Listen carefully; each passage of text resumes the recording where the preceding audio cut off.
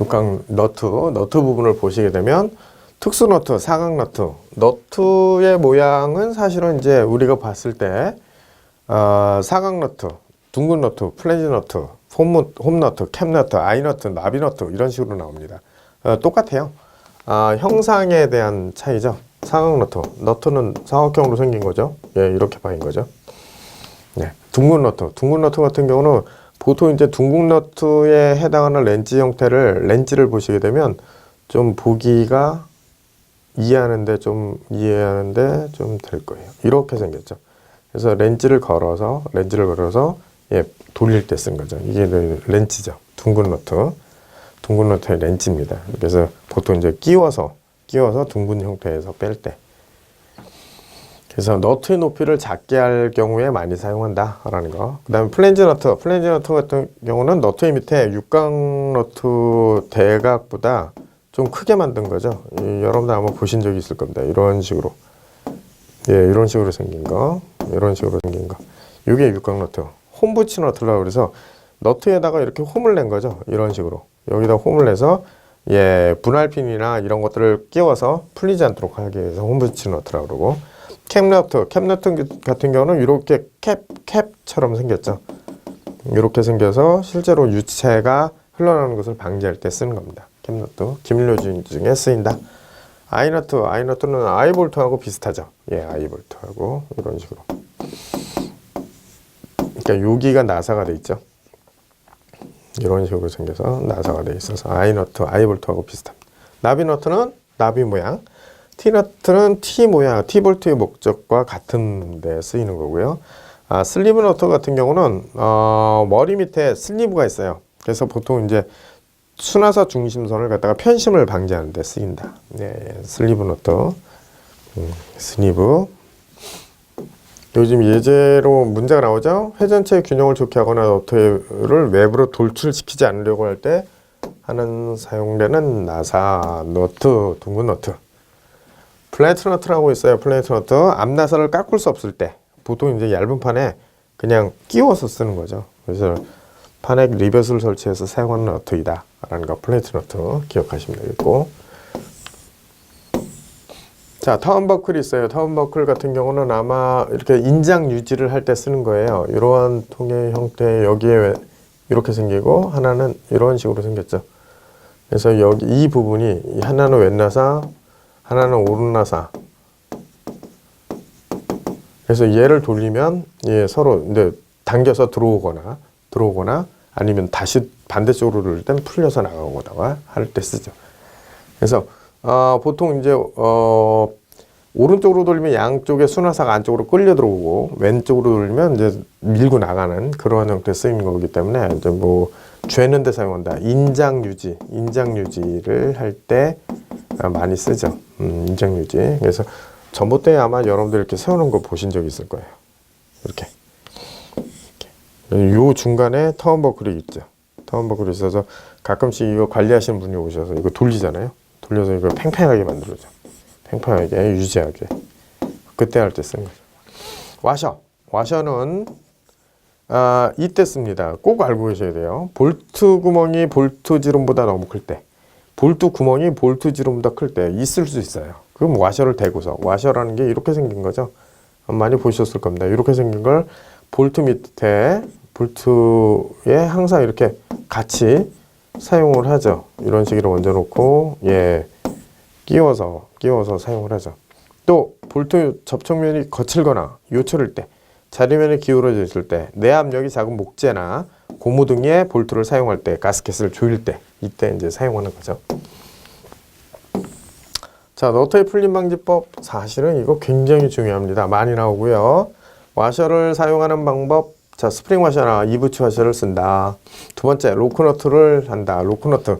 우리가 로크너트 얘기를 하면 너트가 두 개 묶여 있을 때 사용을 해요. 이렇게 묶여 있는 상태에서, 즉 다시 말해서 체결이 돼 있다. 보통 이제 체결이 돼 있어서 바닥 부분에 이렇게 체결을 해놨는데 너트를 두 개를 조여놨다. 그러면 요 중에 로크너트가 있어요. 무슨 얘기냐면 두 개를 돌려서 오른쪽으로 돌릴 때는 일단 잠기죠. 첫 번째 잠기게 하는 거죠. 잠근다. 두 개를. 근데 이제 꽉 잠그는 게 아니라 어느 정도까지만 잠깁니다. 그 다음에 밑에 있는 거를 풀러요. 다시 오른쪽으로 푼다. 풀어버려요. 그럼 오른쪽으로 회전을 하면 어떻게 돼요? 약간 푸는 거죠. 살짝. 그러면서 이쪽에 힘의 평형을 만들어요. 힘의 평형을 만들어서 로크너트 뭐라 그러냐? 바로 이 오른쪽으로 돌리는 얘를 갖다가 로크너트라 그래요. 예, 얘를 로크너트라 그럽니다. 그러니까 안쪽에 있는 거, 물체 가까이에 있는 것이 로크너트예요. 그러니까 일종의 풀어주는 거예요. 얘는 잠그고 있고 풀고 있고 결국 여기서 힘의 평형에 의해서 나사를 풀리지 않게끔 그렇게 해주는 겁니다. 그래서 로크너트, 그 다음에 자동잼너트. 자동잼너트 같은 경우는 이렇게 갈라져 있는 걸 갖다가 이렇게 눌러서 조이는 거죠. 이렇게 갈라져 있는 거를 조여서 자동잼너트, 셀프 로킹이다 한다. 그 다음에 분할핀이나 작은 나사, 멈춤 나사. 뭐 분할핀 같은 경우는 여러분들 아시듯이 이렇게 갈라져 있잖아요. 이런 식으로 끼워서 얘를 꺾어 놓는 거죠. 그래서 풀리지 않게 이런 데다 이제 구멍을 내서 딱 내서 안 풀리겠죠, 이거는. 그 다음에 철사로 감아서 메어서 풀림을 방지한다. 예, 아주 원시적인 방법이라고 볼 수 있지만 사실은 제일 실효성이 있는 부분이기도 해요. 왜냐하면 간단하게 철사를 감아 놓는 거죠. 그럼 얘가 풀릴 이유가 없죠. 네. 그리고 하나 잊지 마셔야 될 거. 볼트나 너트가 있는 상태에서 그곳에서 주유하는 게 아닙니다. 우리가 이제 보통 주유를 하면 윤활을 하기 위해서 이렇게 기름을 칠한단 말이에요. 기계장치는. 절대 여기다 하면 안 돼요. 왜냐? 얘는 주유를 하는 곳이 아니에요. 네, 이거 풀 때 주유를 하죠. 절대 절대 주유하지 않습니다. 평상시에는. 예, 기억을 하시고. 그 다음에 핀킹 코터, 핀 코터. 자, 어느 때 쓰는지 한번 볼까요? 자, 키는 축의 풀리, 기어, 커플링 등의 회전체를 고정시켜서 회전체를 일체로 해서 회전 운동을 전달하는데 전달시키는 기교수이다 라는 걸 알고 계세요. 자, 굉장히 많이 쓰이죠. 자, 일단 여기 나왔네요. 키의 테이퍼 값은 100분의 1이다. 예, 맞아요. 근데 핀도 나올 텐데. 키핀이 나와서 핀은 50분의 1입니다. 50분의 1. 키는 100분의 1이고요. 자, 키의 종류를 한번 볼까요? 썬크키. 일반적으로 썬크키는 보통 축과 보스의 양쪽에 키움을 다 같이 내는 거죠. 이런 식으로. 예, 이렇게 해서 키가 들어갈 수 있도록 하는 거죠. 키 자체는 이런 모양으로 생겼어요. 이런 모양으로 생겨서 보스 축 부분과 보스 부분을 동시에 홈을 내서 그 회전력을 전달할 때 쓴 거죠. 그래서 우리가 보통 부를 때 묻힘키, 그러면 썬크키 같이 알고 계셔야 됩니다. 자, 반달키가 있어요. 반달키. 반달키 같은 경우는 축의 홈이 깊게 들어가요. 그래서 일반적으로 축을 약하게 하기도 하지만 가공이 쉽고, 일단 키가 어느 형태로 서 있냐, 자동적으로 축과 보스 사이에 자리를 잡을 수 있도록 하는 장점이 있어요. 무슨 얘기냐면 축 자체가 있으면 여기를 반달 모양으로 이렇게 파는 거죠. 이렇게 홈이 파인데 이렇게 반달 모양으로 측면에서 보면 이런 식으로 파는 거예요. 그럼 이 안에 이렇게 반달키가 이런 식으로 갖다가 끼워주는 거죠. 그럼 보스 쪽은 어떻게 생기냐? 보스 쪽은 똑같아요. 이런 식으로 생기는 거죠. 끼워서 회전체에 해당하는 부분, 이 보스 쪽을 끼워서 우리가 뭐 스프루킷이든 아니면 V벨트 풀리든 기어든 이런 것들을 끼워서 회전력을 전달할 수 있는데, 단지 얘가 움직이면서 자리를 잡을 수 있도록 해요. 자, 일반적으로 60mm의 작은 축이 쓰이고 테이퍼 축이 사용합니다.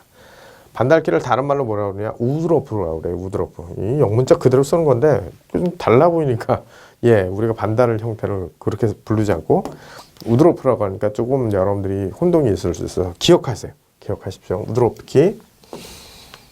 자, 접선 키가 있어요. 탄젠셔널 키라고 해서 보통 이제 큰 동력을 전달하는 데 쓰이고, 그 다음에 역회전을 가능케 해요. 두 개의 키를 조합해서 쓰인다. 그래서 보통 이제 120도 형태로 하는데, 이렇게 있으면은 접선 상태에서 키움을 이렇게 팔 수 있죠. 그리고 또 하나는 각도상에서 실질적으로 이제 접선 상태를 우리가 보자면, 접선 상태로 이거를 이렇게 파지 말고 접선 상태로 한번 보자.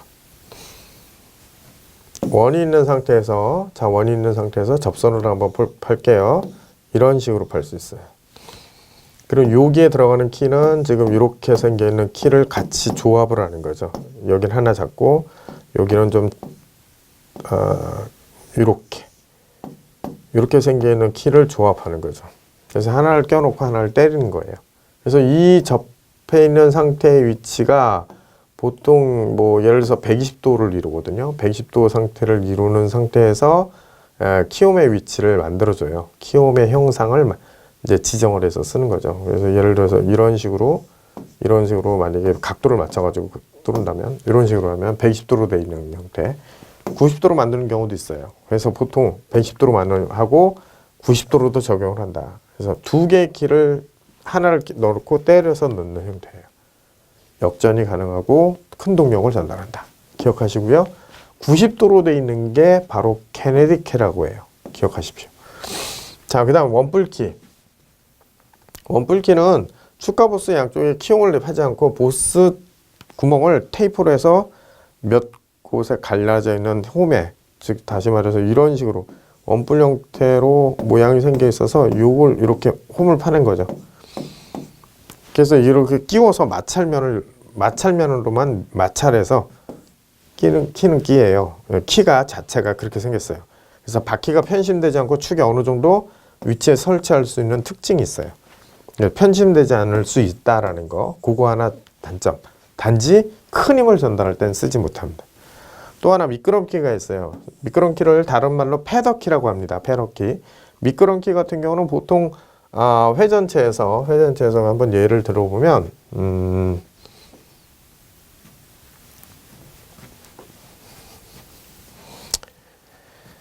미끄럼키 같은 경우는 보스가 측면, 우리가 축의 직각 부분으로 본다면 이렇게 축에 있는 형태에서 보스와 구멍, 축에 해당하는 부분을 봤을 때 보스 쪽에 키가 달려있는 경우도 있고요. 이런 식으로 달려있는 경우가 있고, 또는 축에 달려있는 경우도 있어요. 축에 끼워져서, 그러니까 축에 키움이 있을 때 축에 끼워진 형태로 얘가 고정이 돼 있을 수 있어요. 이런 식으로. 예, 이건 나사로 고정했다고 생각하시면 돼요. 그래서 실제로 이 한쪽이 고정이 됐으면 한쪽은 이제 열려 있는 상태죠. 그러니까 이 상태에서 축 방향으로, 자, 회전력을 동시에 하는 상태에서 보스를 축 방향으로 이동시킬 필요가 있을 때 사용하는 겁니다. 이것을 우리가 미끄럼키라고 해요. 미끄럼키. 자, 기억을 하고 계시면 되겠고요. 자, 스플라인이 있어요. 스플라인은 보통 이제 축 둘레에 4개에서 20개의 턱을 만들어서 큰 회전력을 전달할 때 쓰이고, 자동차, 공작기계, 항공기, 발전용 터빈 등에 많이 사용을 해요. 예, 스플라인 기억하시고요. 그 다음에 세레이션. 축에 작은 삼각형이 있다. 요거 기억하세요. 그래서 일단은 동력이 가장 센 게 얘입니다. 이게 가장 세요. 세레이션이. 자, 새들키가 있어요. 새들키는 축은 그대로 있고, 축은 다시 말해서 우리가 축을 그대로 놔둔 상태에서 키 자체가 이렇게 만들어진 거죠. 그러니까 안장처럼. 그러니까 보스쪽만 구멍을 파는 거죠. 그래서 보통 축에 키움을 파지 않는다. 그러면 새들키 기억하시면 되겠어요. 안장키를 한다. 꼭 같이 알고 계셔야 됩니다. 평키, 키가 닿는 부분만 키를 가공하는 거예요. 여기만 이렇게 가공하는 거죠. 그래서 여기에 이렇게 얹어지는 겁니다. 키가. 예, 요거를 우리가 평키라고 그러고, 둥근키는 축 부분하고 보스 부분에 이렇게 키움을 파는 거예요. 핀을 끼우는 거죠. 일반적으로 핀키라고 그래요. 핀키라고 합니다. 보스와 축 둘레에 여러 개의 키를 깎아 붙인 모양으로 큰 동력을 전달할 수 있고, 내구력이 크며 축과 보스의 중심을 정확하게 맞출 수 있는 특징을 가지고 있다. 이건 스플라인이에요. 이 특징을 가지고 있죠. 보통 4개에서 20개를 가지고 있다. 스플라인 기억하시면 되겠고, 축의 키움을 파지 않고 축과 키 사이의 마찰력만으로 회전력을 전달하는 키, 아까 안장키라고 그랬죠? 새들키. 그래서 이 부분은 같이 알고 계시면 좋겠습니다. 자, 넘어가세요. 그 다음에 키 종류 중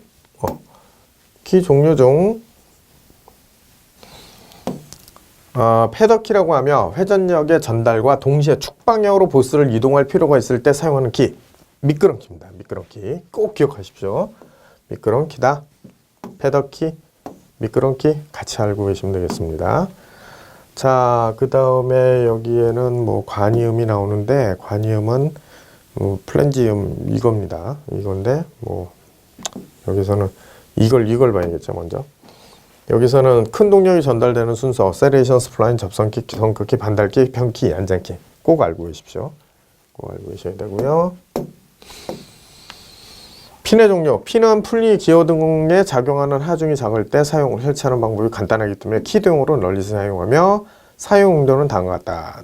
야, 여기서 보면은 핀 자체에 해당하는 부분에서 일단 뭘로 쓰이느냐? 예, 우리가 위치 고정.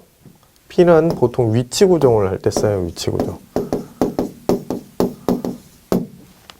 키하고 약간 사용하는 방식이 비슷하다고 볼 수 있죠. 비슷하다고 볼 수 있지만 실질적으로는 위치 고정에 사용한다. 자, 테이퍼 핀이 있습니다. 축의 보스를 고정시킬 때 사용하는 것으로 테이퍼로 50분의 1짜리를 쓴다. 자, 호칭은 어디요? 작은 쪽. 기억하십시오. 작은 쪽을 호칭으로 사용한다. 평행핀, 기계 부품의 조립 및 고정할 때 안내 위치를 결정하는 데 사용하는 핀, 분할핀. 이것도 잘 사용합니다. 두 갈래로 갈라져 있는 거. 자, 분할핀이라는 것은 스플릿핀. 일반적으로 이렇게 분할핀 형태를 보시면 이런 식으로 생겼죠. 갈라져 있어요. 단면 형태는, 요거의 단면 형태는 어떻게 생겼냐면 이렇게 생겼어요. 이렇게 생겨 있고 이렇게 생겨 있어요. 그래서 실제로 이걸 이걸 꺾어서 놓는 거죠. 그래서 분할핀 같은 경우는 이제 풀림방지 등에 많이 사용한다. 나사의 풀림방지. 호칭 기름은 뭘로 쓰느냐? 기억하세요? 요것이 들어가는 구멍이에요. 참 이해하기 힘들지만 핀구멍에 지름으로 한다는 거죠. 여기서는 작은 쪽, 평행핀은 당연히 직경으로 가고 얘는 들어가는 구멍의 지름이에요. 잊지 마세요. 그 다음에 스프링핀은 세로 방향으로 쪼개져 있어서, 자, 스프링핀 같은 경우는 일반적으로 큰 하중을 요구하지 않을 때 이렇게 탄성이 있는 재료로 이렇게 갈라져 있어요. 모양이 갈라져서 끼워져 쓰는 거죠. 구멍캐기가 일정치 않을 때 해머로 그냥 때려 박아서 할 때 쓸 수가 있어요. 예, 자주 씁니다. 이것도. 코터는 축 방향으로 인장력 또는 압축력을 작용하는데 두 축을 연결하는 사용하는 것으로 구성에는 로드, 소켓, 코터가 있다. 로드, 소켓, 코터. 예, 코터의 기울기. 자, 여러분들이 알고 있어야 될 거. 이게 지금 축이음이에요. 축이음. 자, 자주 분해할 때 5분의 1에서 10분의 1, 보통은 20분의 1 반영구적에서는 100분의 1이다. 기울기 기억하십시오.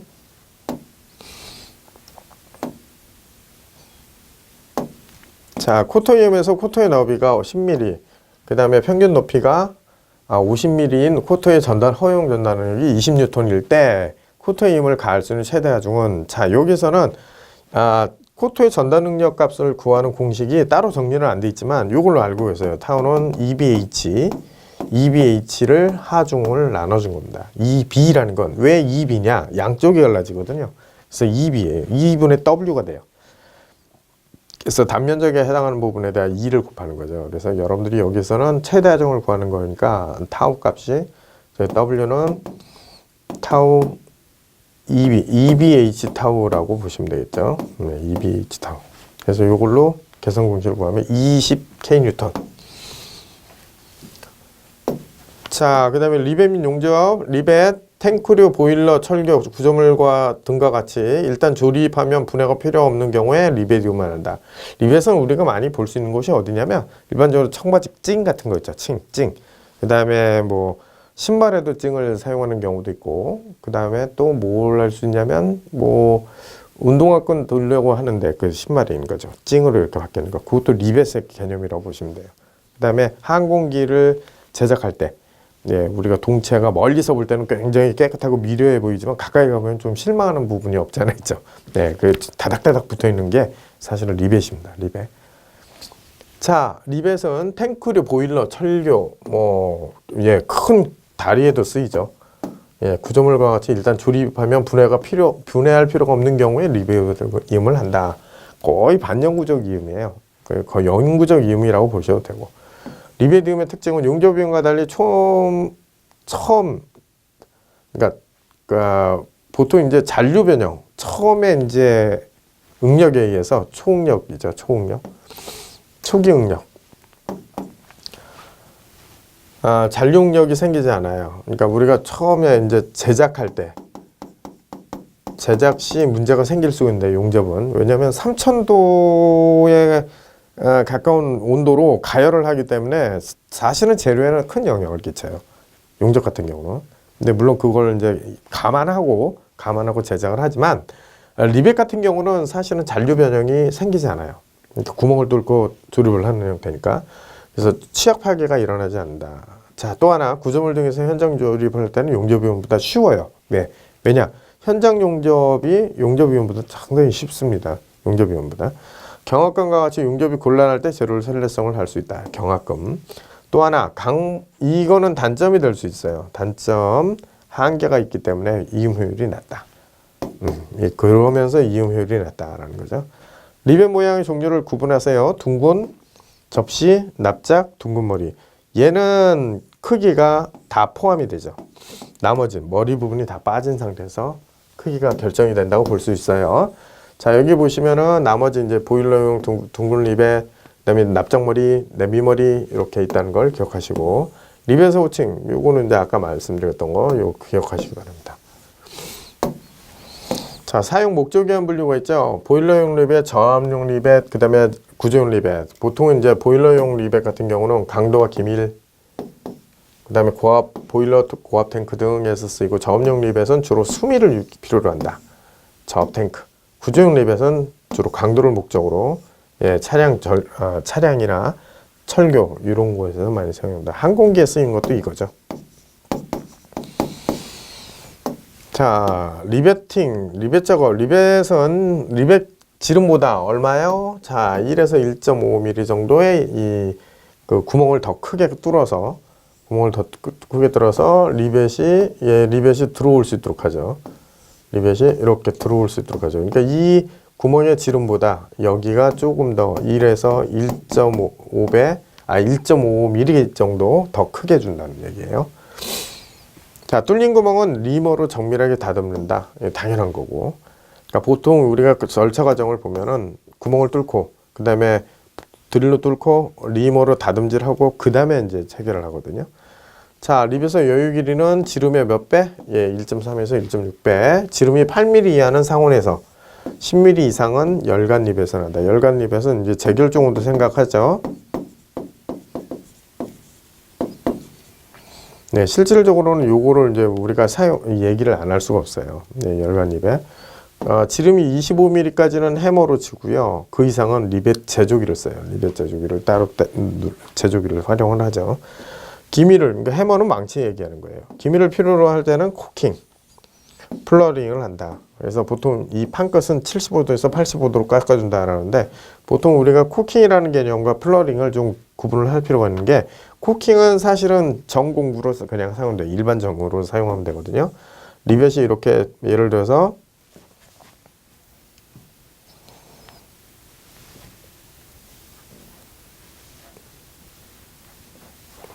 보통은 이제 우리가 리벳을 이렇게 체결하고 난 상태에서 보통 체결이 완료된 상태에서 어떻게 주냐면 그 부분이 이렇게 남아 있죠.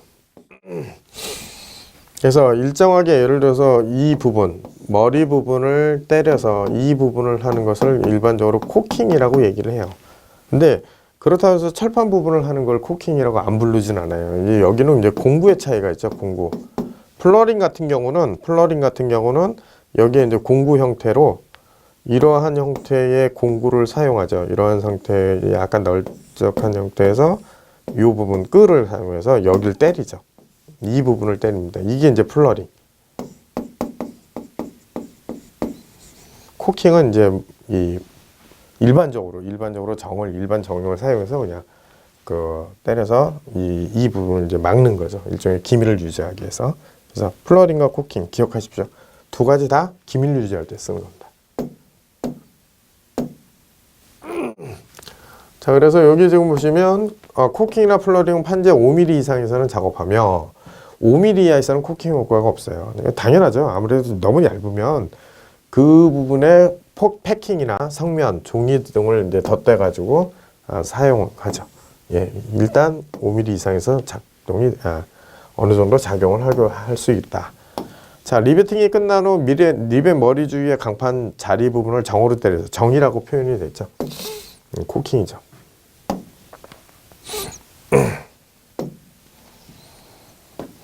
네, 요거에 대한 거를 이제 알고 계시면 되겠고요. 자, 리벳 이음의 종류는 겹치기음과 맞대기음이 있다. 보통 이제 겹치기음, 맞대기음에 해당하는 부분만 좀 용어를 좀 구분을 해볼게요. 겹치기음은 철판이 이렇게 돼 있을 때 요게 겹치기예요. 요게 겹치기. 맞대기음은 뭐냐? 맞대는 철판을 기준해서 철판을 기준해서 위에 덧대죠. 덧대서 이렇게 구멍을 내고 이렇게 하는 것을 우리가 보통 맞대기. 그래서 맞대기에 해당하는 부분과 겹치기에 해당하는 부분을 구분을 하실 필요가 있어요. 여기서 이제 한 줄이냐 두 줄이냐는 여기는 구분을 하죠.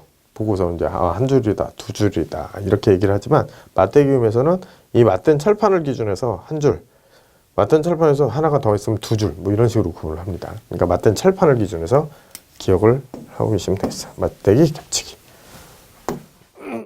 용접의 개요가 있죠. 용접은 우리가 보통 이 용접 부분은 상당히 범위가 넓고 굉장히 중요한 부분이기도 해요. 왜냐하면 산업적으로 많이 활용이 되고 있죠. 우리가 조선 분야나 우리가 일반 구조물에 해당하는 부분을 용접을 하는 경우가 굉장히 많아요. 대신 이제 경금속 같은 경우 좀 우리가 용접이 안 되는 것들이 있죠. 그런 것들은 좀 용접을 안 하지만 상당히 많이 활용을 하고 있습니다. 자, 여기 보면 용접의 개요. 용접은 두 개의 금속을 용융온도 이상으로 가열해서 영구적으로 접합하는 것이다. 자, 우리는 여기서 좀 중요도를 좀 적게 뒀지만 상당히 중요한 부분이라고 볼 수 있어요. 일단 접합하는 것은 무게가 가벼워지면 어디거와 비교했을 때, 리벳하고 비교했을 때예요.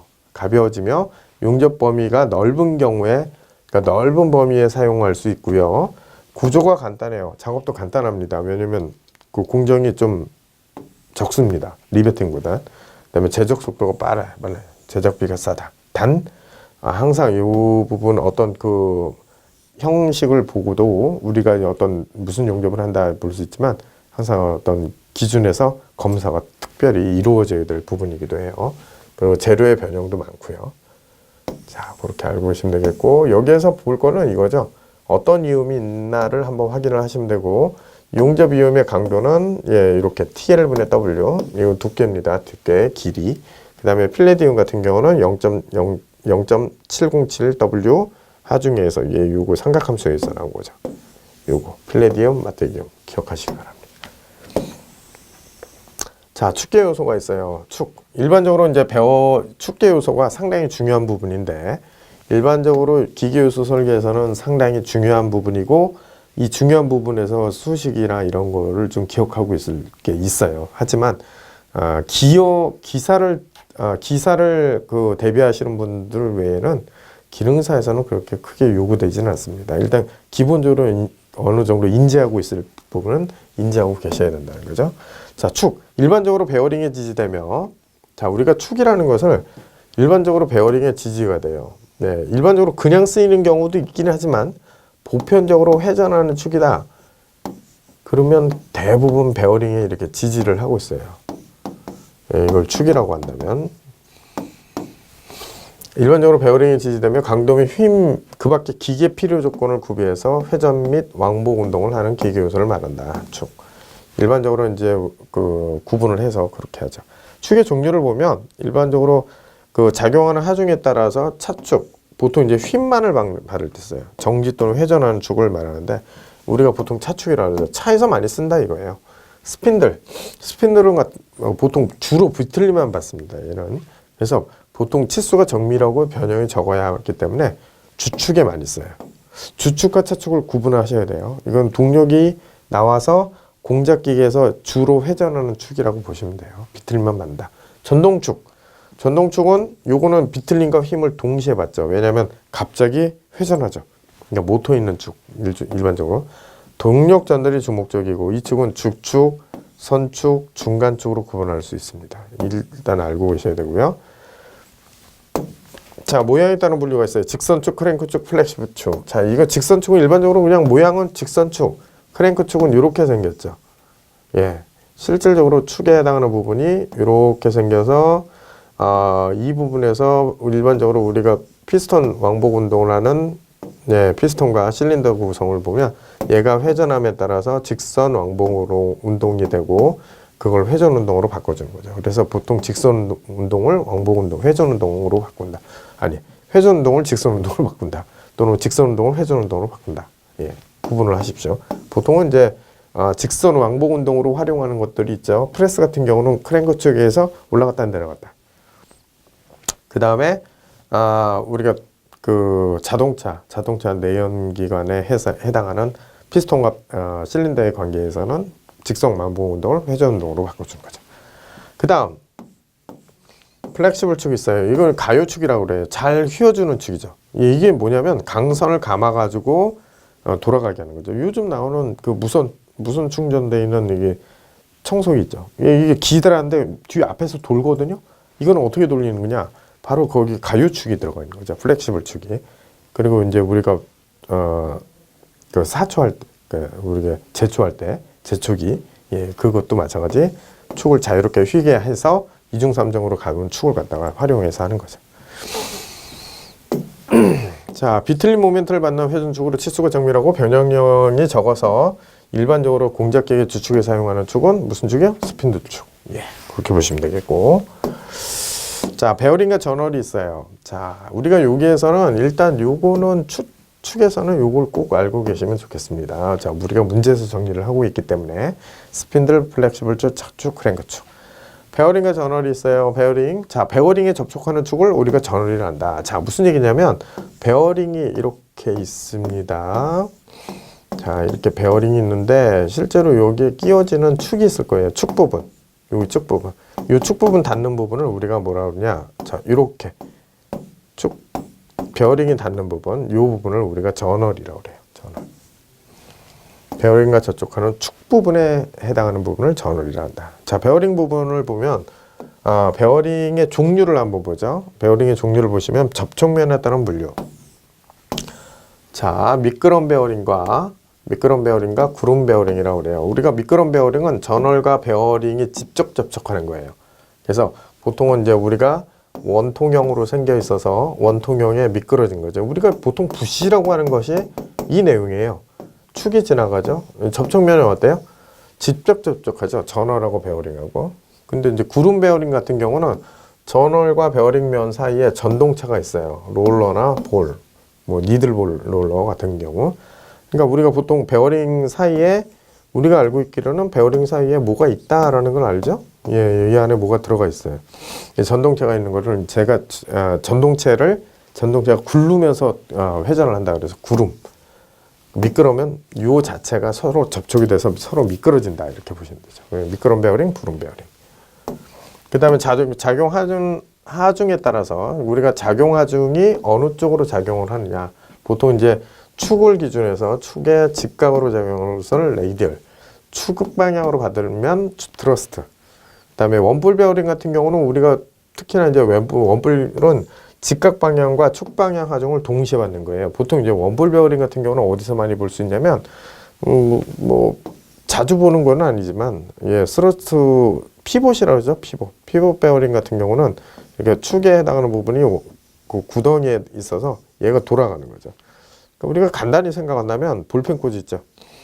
이렇게 생기는 볼펜 꽂이. 볼펜을 딱 꽂아놓고 얘가 돌아가잖아요. 요게 피봇이죠. 피봇 베어링. 그래서 원뿔 베어링 비슷하게 생겼어요. 원뿔 자체는 어쨌든 원뿔로 생기는 거죠. 이런 식으로. 원뿔 모양으로. 그러니까 피봇의 개념이 사실은 요게 이제 같다고 볼 수 있어요. 똑같지는 않지만. 자, 전월의 종류가 있어요. 가로 전월, 뭐 추력 전월, 원뿔 전월. 비슷한 개념이에요. 일반적으로 이제 우리가 보통 그 하중이 축의 직각 방향으로 작용하는 전월을 끝전월, 중간전월 뭐 이런 식으로 구분을 하고 추력 전월 같은 경우는 트러스 전월인데 여기서 아까 얘기했던 이제 피벗 전월 같은 경우가 얘기가 나올 수 있죠. 보통 이제 칼라 전월도 있고 보통 칼라라고 하면은 축 자체에 이렇게 단차가 있는 거예요. 그러니까 축하고 같은 재료로 되어 있는 형태인데 이렇게 단차를 만들어 주는 거죠. 이게 이제 우리가 칼라 전월이라고 그래요. 그 다음에 원뿔 전월은 이제 축의 직각 방향과 축 방향이 동시에 작용하게 할 때 원뿔 형식으로 생기는 거죠. 이런 식으로 원뿔 형태로 생겨있는 형태를 원뿔 저널이라고 볼 수 있어요. 자, 그 다음에 엔드 저널의 지름이 50mm의 전동축을 가지고 있고 허용 최대 베어링 압력을 6N, 저널기를 80mm 할 때 베어링의 최대 하중은 몇 kN인가 했을 때 우리가 얘기할 수 있는 건 투영 면적으로 얘기해요. 투영 면적. 저널로 얘기할 땐. 그래서 투영 면적은 가로 곱하기 세로. 가로 곱하기 세로. 즉 다시 말해서 지름 곱하기 L이라고 볼 수 있어요. 그래서 여기서는 지금 뭘 구하는 거냐면 최대 하중을 구하는 거니까 W를 PA를 곱해서 하면 되죠. 그래서 여기서는 50 곱하기 80을 하고 그 다음에 6을 곱해주면 바로 최대 하중이 나옵니다. 그래서 24kN이 됐어요.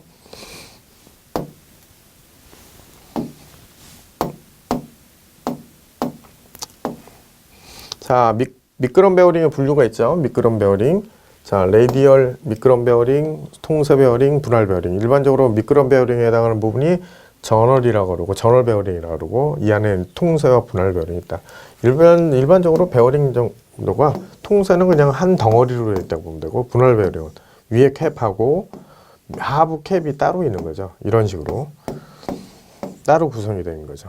그래서 분할 베어링이라고 그러고 트러스트 베어링이 있습니다. 트러스트 베어링은 피벗 베어링, 절 베어링이라고 해서 축구치 원추형으로 생기는 베어링을 우리가 피벗이라고 그러고 아까 설명드렸던 거 볼펜 꽂이처럼 이렇게 생긴 거 있죠? 예, 볼펜 꽂을 여기 돌아가죠. 얘가 이제 좌우로 움직이고 회전도 하고 그러죠. 여기 피벗이라고 그러고 컬러 스러스트 베어링의 경우는 그 세로로 되어 있는 상태에서 단차가 이렇게 여러 개가 있는 거죠. 이걸 우리가 보통 컬러 트러스트 베어링이라고 얘기해요. 킹스베리는 일반적으로 베어링에 큰 트러스를 받는 베어링을 킹스베리라고 해요. 형태처럼 종류가 있습니다. 이렇게. 자, 여기에서 중요한 부분은 요거죠. 예, 베어링 메탈의 조건. 예, 이거 상당히 잘 나옵니다. 늘어붙지 않아야 된다. 특성을 충분히 발휘할 수 있도록 성분의 골고루 분포가 되어야 된다. 높은 내식성, 높은 피로 강도, 마찰의 마모를 적어야 한다. 자, 이렇게 베어링 메탈의 구비 조건을 꼭 알고 계셔야 돼요. 자주 물어보니까. 그 다음에 베어링의 특징, 요것도 좀 같이 알고 있으면 되겠어요. 구조가 간단하고 가격이 싸야 하고 미끄럼이에요. 충격에 잘 견디고 힘이 커야 한다. 그 다음 베어링 수리가 용이하다. 그 다음에 베어링 작용하는 하중이 클 때 주로 사용한다. 자, 하중이 클 때. 사용 시 마찰 저항의 단점이 있어요. 예, 왜냐면 전체적으로 마찰이 되니까 구름이 아니라. 그 다음에 윤활을 넣을 때 주의를 해야 한다. 예, 윤활에 좀 신경을 많이 써야 되는 거죠. 구름 베어링의 종류를 보시게 되면 이렇게 생겼습니다. 내륜과 외륜의 사이에 이렇게 생겼죠. 보통 보면은 이제 우리가 외륜이라고 그러고 볼과 리테이너라고 그러고 내륜이라고 그래서요. 그래서 볼 베어링과 즉 단열과 복열 뭐 이런 게 요 구슬이 몇 개가 있느냐, 몇 열로 되어 있느냐. 그래서 2열 또는 2열, 단열, 복열 이런 식으로 구분합니다. 기본적으로는 여러분들이 볼 베어링이 구성되어 있는 요소가 요거죠. 요거. 그래서 볼과 리테이너. 그래서 외륜, 내륜 이런 식으로 구분을 합니다. 그 다음에 롤러 베어링은 원통 롤러 베어링이라고 그러죠. 구조는 비슷한데 얘가 이제 이런 식의 롤러로 생기는 거죠. 니들 롤러 같은 경우는 얇은 바늘처럼 생겼어요. 그래서 실질적으로 외륜에 해당하는 이 지름을 줄이는 거죠. 이것 때문에. 그래서 보통 이제 좁은 장소에 큰 하중을 받을 때 내연기관의 피스톤 핀에 많이 사용한다. 이렇게 보시면 되겠어요. 원뿔 롤러 베어링 같은 경우는 들어가는 그 회전체가 이렇게 생긴 거죠. 예, 구슬이 아니라 원통이 아니라 이렇게 테이퍼져 있습니다. 자, 구름 베어링의 특징 또 나왔죠? 미끄럼 베어링의 특징이 나왔으니까 구름 베어링의 특징도 알고 있으면 좋겠어요. 윤활이 용이하다, 과열의 위험성이 적고 고속 회전에 적합하다. 그 다음에 규격품이 많으므로 교환과 선택이 용이하다. 왜 그러냐면 여러분들 아시듯이 예를 들어서 6000짜리 사러 가자 그러면 알아요. 예, 이게 이제 계열번호, 형식비호, 그 다음에 이게 제품 지름번호이기 때문에 분명히 압니다. 그래서 설치하기 힘들고 특수광을 사용해야 한다. 예, 이거는 뭐 우리가 만드는 게 아니고 제조를 해서 나오는 거니까. 그 다음에 정밀 가공을 해야 하고. 그러니까 왜냐면 잘못 가공을 했을 때 끼워 넣었을 때 진동이 생길 수 있어요. 진동이나 축에 심한 하중을, 그러니까 축 방향이나 아니면 레디얼 쪽에 큰 하중을 걸리게 하기 때문에 특히 이제 조심해야 되고, 가격이 비싸고 수명이 짧다. 이 수명이 짧다는 개념은 수명을 계산을 하거든요. 그래서 일정 기간 동안에 수명이 다하면 이제 교체를 하게 됩니다. 소음이 발생하기 쉽고 충격이 약하다. 충격이 약하다. 이거는 아까 미끄럼 배경에 대비해서입니다. 조립이 어렵고 외경이 커지기 쉽다. 자, 외경이 커지기 쉬운 건 다시 말해서 베어링에 구슬이 있기 때문에 지름이 이게 커지죠, 당연히. 자, 그래서 구름 베어링의 특징이 아닌 것은 감쇄력이 작아서 충격 흡수가 작다, 축심의 전동이 작다, 표준형 양상품으로 호환성이 높다, 일반적으로 소음이 적다. 이건 아니죠. 여러분들 롤러스케이트를 타보면 그 차락차락한 소리가 나잖아요. 이 소음이 적은 게 아니죠. 크다고 볼 수 있죠. 그래서 여기서는 이렇게 들렸습니다. 자, 구름 베어링 호칭법이 나오죠. 사실은 이거를 여러분들이 알고 계셔야 될 게, 첫 번째 형식 기호, 그 다음에 두 번째는 치수 번호, 뭐 안찌름 번호, 등급 기호 이런 등등으로 나누지만, 사실은 기본적으로 알고 계셔야 돼요. 호칭법의 숫자의 의미가 맨 처음에 들어가는 게, 예를 들어서 6000이다. 6000이다. 예를 들어서, 그럼 이건 단열 호명. 그 다음에 두 번째 숫자는 0이죠. 그럼 특별 병화종. 근데 사실은 요 개념이 약간 사라지고 있어요. 왜냐면 69계열, 69계열, 뭐 69 얼마 이렇게 나오는 것도 있기 때문에 그 부분에서는 약간 사라지고 있죠. 어쨌든 그 명맥은 알고 계셔야 돼요. 그래서 이 부분은 형식기호 또는 계열기호, 계열, 형식기호 이렇게 알고 계셔야 하고, 뒤에 두 자리는 그 지름번호라고, 지름 호칭에 해당하는 지름번호라고 얘기를 하셔도 됩니다. 지름번호. 그래서 두 번째, 세 번째, 네 번째 숫자에 해당하는 부분은 지름번호입니다. 그래서 세 번째 숫자와 네 번째 숫자는 지금 안찌름 기호다. 이렇게 알고 계시면 되겠어요. 그래서 요거 꼭 기억하십시오. 00은 10, 01은 12, 02는 15, 03은 17. 그래서 보통 이렇게 지정을 하고요. 안찌름 기호가 9mm 이하의 한 자리 숫자, 예를 들어서 608이다. 그럼 이거는 이게 안찌름 값이에요. 안찌름 값이에요. 그래서 직접 표기를 하고요. 500mm까지는 5분의 1의 숫자, 즉 5를 곱해서, 즉 다시 말해서 제가 다시 한번 정리하자면 00, 01, 02, 03, 04, 05 이렇게 되지는데, 여기서는 10, 12, 15, 17 곱하기 5, 20 곱하기 5 해서 20, 25 이런 식으로 됩니다. 쭉 진행이 되는 거죠. 그래서 여기까지는 일단 여러분들이 알고 계셔야 되고, 밑에부터는 5를 곱한다고 보시면 되고, 거기에서 여러분들이 500mm 이상의 것은 안찌름 그대로 써요. 그대로 씁니다. 500mm 이상이 넘어가면. 그래서 630, 뭐 630 같이 직접 표시를 한다. 이렇게 보시면 되고, 다섯 번째 이후의 기호에는 이렇게 나옵니다. 무기호, 보통급, 상급, 초정밀급 뭐 이런 식으로 나옵니다. 예, 이렇게 나오고, 그 밖에 이제 틈새 기호라는 게, 실드 기호라는 게 Z가 있고요. 이게 이제 실드 기호라고 그래요. 그 다음에 틈새 기호라는 게 있죠. 뭐 C2라고 돼 있다던가 이렇게 돼 있으면 틈새 기호라고 얘기를 합니다. 볼베어링의 케이스 호칭 번호가 6026P6일 때 P6이 나타내는 것은 등급 기호죠. 예, 등급 기호. 보통 이걸로 이해를 하고 계시면 되겠습니다. 설명을 하고 있기 때문에 여러분들 기억을 하고 계시면 되겠어요. 자, 지름 5mm 이하에 해당하는 바늘 모양의 롤러를 사용하는 베어링은 니들 롤러. 예, 니들 롤러입니다. 니들 롤러. 보통 이제 표기 형태가 RNA와 NA가 있어요. NA.